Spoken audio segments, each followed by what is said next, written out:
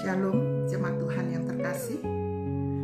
Saya akan menjelaskan tentang perayaan perjamuan kudus yang kita akan laksanakan tanggal 18 April pada hari Jumat Agung.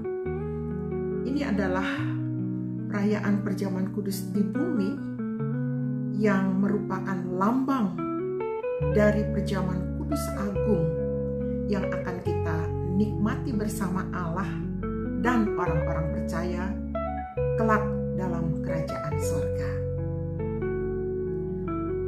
Penulis Injil Matius dan Injil Lukas menuliskan perkataan Yesus yang perlu kita ingat. Dalam Matius dituliskan dalam Matius 26 ayat 29, dan di dalam Lukas pasal 22 ayat 18. Perkataan Yesus ini terjadi ketika ia memimpin perjamuan kudus yang dilakukannya bersama murid-muridnya sebelum ia ditangkap. Yesus berkata dalam Matius 26 ayat 29, "Akan tetapi aku berkata kepadamu, mulai dari sekarang aku tidak akan minum lagi hasil pokok anggur ini sampai pada hari aku meminumnya yang baru bersama-sama dengan kamu dalam kerajaan Bapa-Ku." Dalam Lukas 22 ayat 18 ia juga berkata, ditulis oleh Lukas, kejadian yang sama ditulis oleh dua penulis. Lukas menuliskan, "Akan tetapi aku berkata kepadamu, mulai dari sekarang aku tidak akan minum lagi hasil pokok anggur ini sampai pada hari aku meminumnya, yaitu yang baru bersama-sama dengan kamu dalam kerajaan Bapa-Ku." Sangat menarik perhatian saya bahwa perjamuan kudus yang kita lakukan ini merupakan lambang perjamuan agung yang akan kita laksanakan nanti bersama-sama dengan Dia dalam kerajaan Bapa. Dan sampai pada waktu itu, Yesus sejak perjamuan kudus terakhir itu tidak meminum anggur sampai ia akan meminumnya bersama kita dalam kerajaan Bapa. Jadi benar-benar ayat-ayat ini Yesus memberikan janji kepada murid bahwa ia tidak akan lagi minum hasil pokok anggur sampai kerajaan Allah datang dalam kepenuhannya.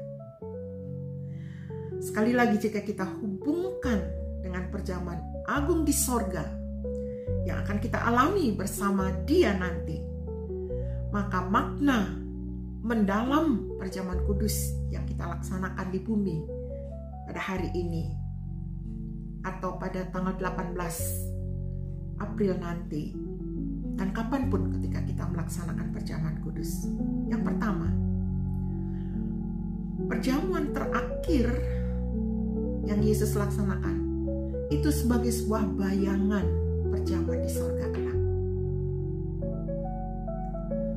Yesus mengadakan perjamuan terakhir sebagai penggenapan Paskah Yahudi pada masa itu dan sebagai awal dari perjanjian baru dalam darahnya.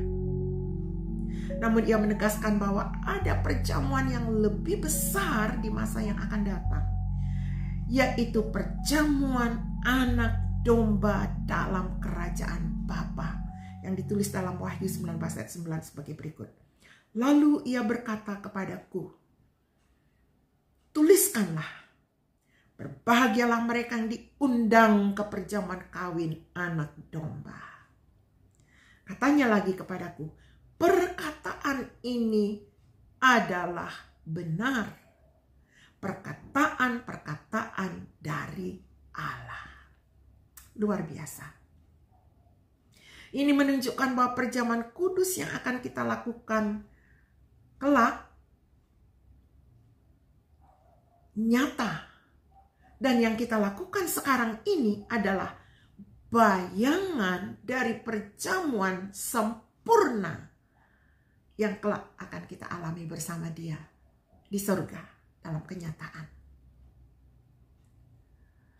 Hal kedua, ketika kita merayakan perjamuan kudus di bumi, Ini adalah janji kedatangan kerajaan Allah dalam kepenuhannya. Yesus berkata bahwa ia tidak akan minum anggur lagi sampai kerajaan Allah datang. Ini menunjukkan bahwa ada suatu waktu di mana di masa depan ketika janji keselamatan dan pemulihan sepenuh-penuhnya akan digenapi. Kerajaan Allah sudah datang secara rohani, tetapi kelak akan datang dalam kepenuhan pada akhir zaman saat Yesus kembali menjemput kita dan akan mengadakan perjamuan dengan para saleh-salehnya, para murid-muridnya, para pengikutnya, orang yang menjadi miliknya. Hal ketiga, ketika kita merayakan perjamuan kudus di bumi, ini adalah lambang kesatuan kekal dengan Kristus yang akan kita alami kelak. Dalam perjamuan agung di sorga, orang percaya akan mengalami kebersamaan yang sempurna dengan Kristus. Saat ini kita merayakan perjamuan kudus sebagai persekutuan dengan Dia dalam iman.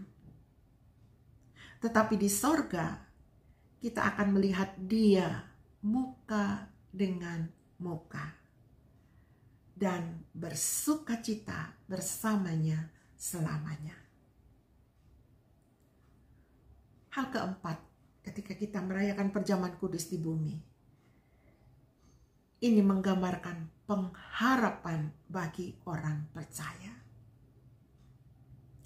Ayat-ayat firman yang kita baca setiap hari mengingatkan kita bahwa perjalanan iman kita bukan hanya untuk hidup di dunia ini, tetapi menuju ke sebuah perjamuan kekal di mana kita akan merayakan kemenangan Kristus bersamanya. Ini menjadi penghiburan dan pengharapan bagi kita yang menanti-nanti kedatangannya. Ingat, kedatangannya bisa secara umum, bisa secara pribadi.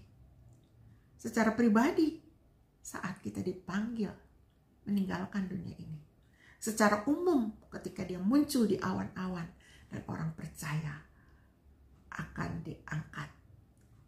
Yang telah meninggal lebih dulu akan menerima tubuh baru, lalu kita menerima tubuh baru dan diangkat. Jadi, saudara yang dikasihi Tuhan, ingatlah baik-baik. Bahwa setiap kali kita mengambil perjamuan kudus, kita tidak hanya mengenang kematian Kristus, tetapi juga menantikan hari di mana kita akan duduk bersamanya dalam perjamuan anak domba di kerajaan Bapa. Berbahagialah orang yang diundang ke dalam perjamuan itu. Amin.